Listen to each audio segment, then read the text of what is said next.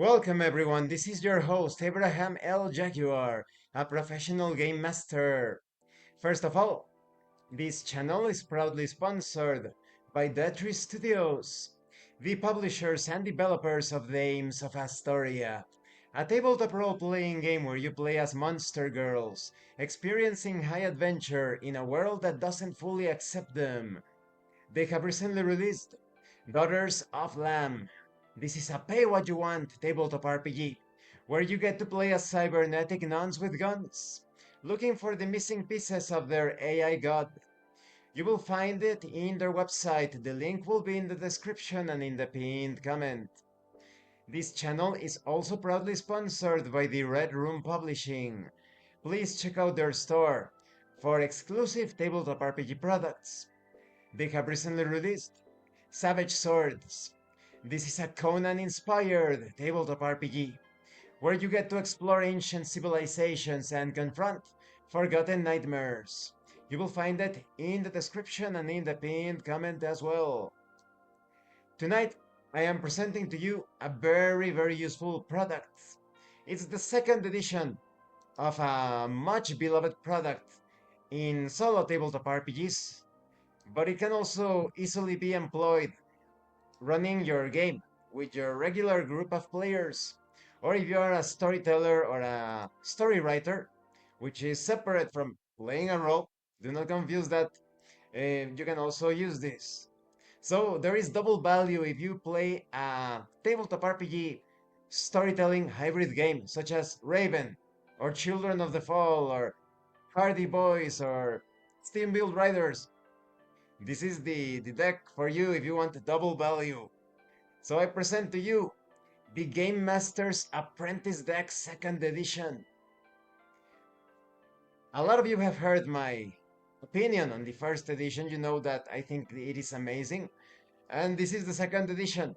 So now let's take let's take a look at the quality of the documents first, because this is available as print on demand, but it is also available as a set of files.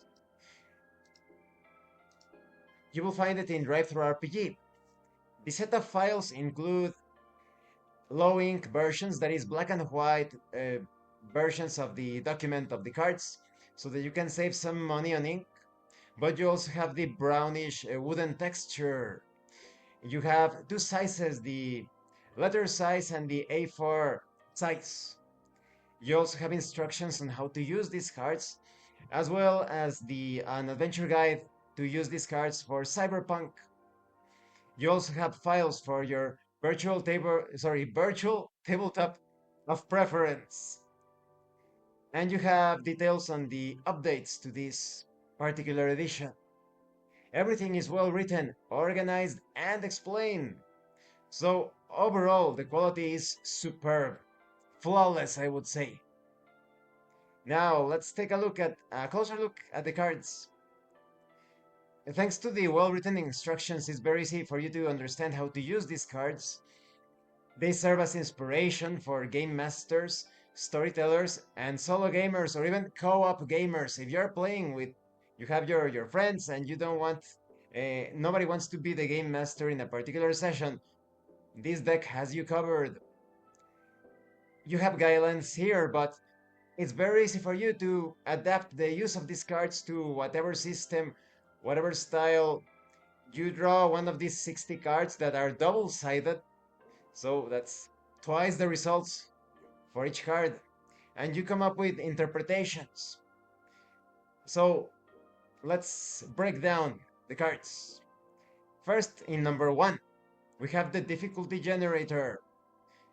This field is a bell-curved 1 to 10 number generator to determine the difficulty of a particular task. You only need to adapt that to your system or RPG of choice. Number 2 is likely odds. When you need the answer to a yes or no question, you can draw here for a fair random result. It is divided in 3 subcategories: bad, even, and good. And it can give you a yes, or just a plain yes, or a no, or no, or no. which could add some nuances and complexities to the result. Now, I always mention this. This is of paramount importance when it comes to role playing in solo tabletop RPGs or co op tabletop RPGs. Just like in an actual session with actual roleplay, you never ask questions to the game master. Now, those that have never learned what roleplay is all about could feel a bit shocked. Like, what? Yes, because the game master doesn't exist in the game world. Every single piece of information you obtain it through roleplay. So instead of, game master, what's the color of the flag up there? No, I look at the flag and appreciate its color. And the game master will describe the flag, the color of the flag. This is the original Dave Arneson roleplay idea, remember it. And that's why so many people end up bored or have the most lackluster solo or co-op sessions because they don't roleplay. So I would highly recommend that when you use this likely odds section, don't ask questions to the game master apprentice. Describe your actions. I open the box and look inside of it. I open the box and look inside of it to see if there is anything within. And then you draw your card. You draw your card, and maybe it's a yes, there is something there. And you obtain the other sections of the card. You employ the other sections of the card to determine what is inside, right? Now take a look at section 3. This is the dice results. You have results from D4 to D100 polyhedral dice. And you also have a scatter die to determine the direction of a random object that was tossed or fell or was deflected like a grenade or whatnot or a stray shot, or perhaps even the movement of a non-player character that is controlled by the AI, so to speak. Section 4 is the prompt icons. This new field, this is particular to the second edition, contains two unique images on every card. The two images are entirely independent of each other, and they serve as inspiration, although they are tentatively divided into the upper being positive and the lower being negative. So anything related to encounters, adventure seeds, campaigns, events, non-player characters, these are the randomizers that you are looking for. They would result in over 200 million possible outcomes. So the combinations in this deck, they are limitless. Especially when you match them with the context of an adventure. Section 5 is the random event adventure generator. You have your verb, adjective, and noun. You can use these combinations as you see them. Or you can draw 3 cards and get a verb, an adjective, and a noun from each of the different cards. So maybe you have something like, by taking a look at the screen, reward, frightful, ship. You could apply that to anything. Maybe there is a reward. Maybe a situation is frightful. Maybe you need to take a ship. Maybe the reward is a frightful trip on a ship that is being uh, run by ghosts. You know, those crazy fantasy settings where the undead are somewhat friendly, or at least not as hostile. Maybe it's a ghost ship and you need to board the ghost ship in order to get to your destination. And then you have the section 6 sensory snippets. What do you hear, see, feel, smell, and taste? In a particular room, in a hallway, could be anything. 7 is the map icon. This field, entirely new to the Game Master's Apprentice 2nd Edition deck, is designed as a map icon that can be used for either physical location mapping on either a square grid with up and down for dungeon mapping or a hexagonal flat map for world mapping, or concept maps, relationship webs, similar systems of connections, and depending on the system, could be anything, so many pathways. Now, that is, to further elaborate, you could have like dead ends, hidden areas, obstacles, just with this little icon. If you need further details, there are plenty of examples in the instructions. In section 8, this is about the names. This is one of the simplest generators. Each card has three names, intended to represent a variety of real and fantastical naming conventions and cultures. Section 9 is traits, virtue, vice, and character trait. This, of course, can be used to create or describe villains, heroes, random non-player characters, but who is to say that it is not related to some other element in the adventure? An object, perhaps. Section 10 is the card number. Each card is numbered out of 120. You have 20 pages with 6 cards on each page. While a D100 sorry, while a D120 roll is possible. Really, this is just to be sure it's easy to point out or record which card is being referenced. And here I give you my tip on how I've been using these cards when it comes to the first edition. You have 20 pages, right? The PDF has 20 pages, and you have 6 cards on each page. What does this mean? If you don't want to print these cards, you can roll a d20 and a d6 and obtain a random result. So those of us that love to roll dice, this deck of cards can also serve as a dice-driven oracle of sorts. Section 11, this is the flavor text. While originally the location of the copyright text on the cards, when making the shift to the second edition, this has been replaced with fake copyright by fake evil mega corporations for the Cyberpunk deck. Remember that this document comes with Cyberpunk guidelines to get you started on running your own Cyberpunk sessions as a game master with players, or as a solo player with an emulated game master, or as a co-op experience as well. Section 12 is the situation, catalyst, location, and stakes. This combined field contains these three subsections. The catalyst being the random event generator. This is meant to be a bit more specific. Location, of course, is the place where things are being carried out, and the stakes is a concept referred to what is at stake within a scene or concerning a particular character. A possible result if the scene goes a certain way. When it comes to belongings, initially conceived of as a way to make pickpocketing and looting more interesting, the belongings field can also be used as part of the random character generator. And plenty of other uses, right? The sky's the limit. There is actually, in fact, there is no limit on how you can employ these cards in tabletop RPG sessions, or when coming up with some inspiration for your storytelling or writing in other fields. 14 is the scene types. This is new to the GameMaster's Apprentice second edition, this new deck.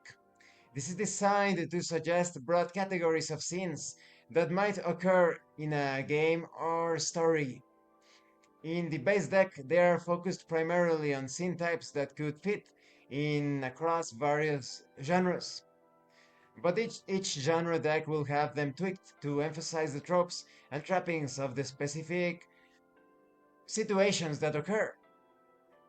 That is to say, this base deck can be employed with any genre or subgenre, but if you're interested in specific genres or subgenres, there will be future releases covering that.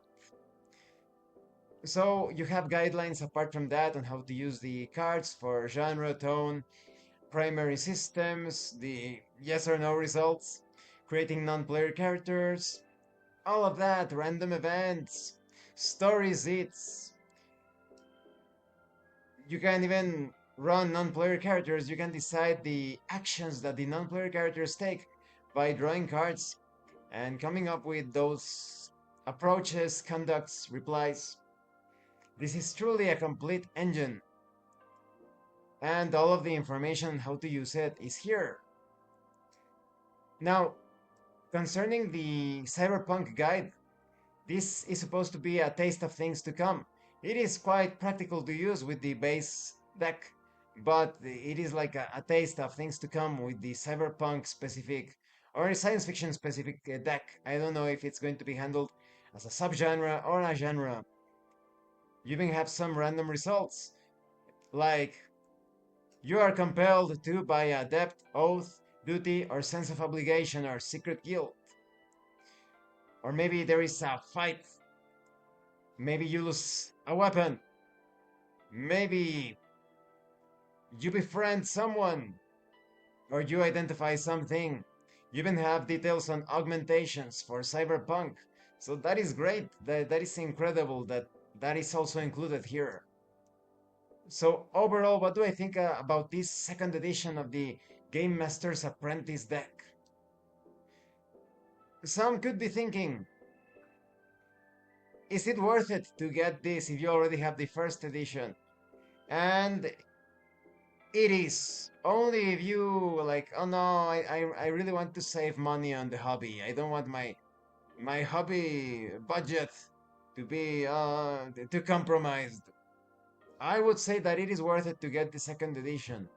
And those of you that purchased the first edition probably received a message via Retro RPG giving you a discount because the additions, the new fields, truly bring greater inspiration. And like I said, you can purchase this as print on demand or you can purchase the PDF files if you wish to print them on your own material with your own printer, perhaps doing some modifications and whatnot. But if you prefer to use it as a set of tables with your dice, like I prefer, roll a d20 and a d6, and there you go. You obtain a result for whatever it is you want to interpret in a particular scenario or encounter. Now, the only weakness that I have spotted for this Game Master's Apprentice deck is that when it comes to fighting, the results that are considered during a combat encounter, if you want the non-player characters to feel as if they are being controlled, that is, by an AI, or rather, as if they're actually living and breathing beings in a game world, that is more appropriate. These cards will make you pause for a bit. Take a look at the card on screen. Let's say that the enemy is a cyborg with a missile launcher and a chainsword. You pause for a bit. Electrical jolt? Maybe that could serve if the character can do like an electricity based attack. But yeah, it's going to make you pause for a bit. Like, what is his form of attack? You can use the scatter die to decide in which direction he is going to approach. And you have the crossing lightsabers on the upper right, but very specific, right? Just like to handle things quickly, you could perhaps interpret the lightsabers as a melee attack. Fine. So overall, my highest recommendation, and that is just me. Perhaps there are those of you that already come with very figure out some very fast attacks. You take a look at the upper right in the middle card here. Mailbox time. Time maybe that the enemy delays his action, right? On the card on the right, you have a light bulb and a bee with a sting. Maybe the enemy is going to employ poison. On the left, you have a piggy bank and a puzzle piece. Puzzle? Maybe it's like a strategy or tactic, like it's part of solving a puzzle and the enemy decides to flank you. So, my highest recommendation, despite that little nitpick, definitely get the Game Master's Apprentice deck second edition. And I can't wait to see what the other decks are going to be about. So thank you for watching this review. I hope you found it informative and entertaining. Don't forget to leave a like, comment and subscribe. And thank you so much to those of you that are going the extra mile to support the channel. If anyone else wishes to further support the channel, consider joining as a member using the super thanks button. Take a look at the information in the description and in the pinned comment. This has been your host Abraham L. Jaguar. a professional game master. And remember, in tabletop role-playing games, it's not about what you want your characters to do. It's about what your characters are doing. Once again, thank you and see you later.